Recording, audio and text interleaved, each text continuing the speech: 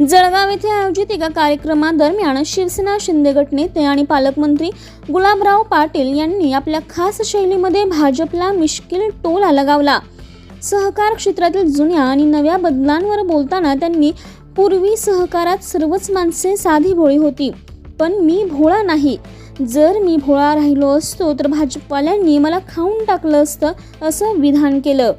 काय करायचं बघता ज्या शेतकऱ्यांनी आपल्याला इथे बसवलंय त्यामुळे मंदिर दादा म्हणतो तुझा आवड तू करेगा तेरा भला, नाही करेगा तेरा भला।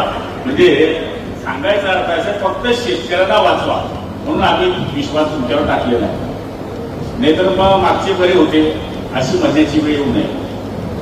हा बरा होता, इतकं तरी सरकार क्षेत्रामध्ये आपण काम केलं तर शेतकरी आपल्याला 100% आशीर्वाद देतात। आणि जेटी दादांनी एवढं मोठं उभं केलं, बाळासाहेब चौधरी त्या टायमात त्यांचे नेते होते, रमेश दादा त्या काळामध्ये आमदार होते, 3 वेळेस दादा तुम्ही दादा 3 वेळेस सभापती, हे असे भोळेभाळे लोक होते त्यावेळेस। मी भोळा भोळे होते, मी कशाला बोळाला तुम्ही नव्हत्या तिथे भाजपाने सांगायचा अर्थ असा आहे की या गिरी बोलली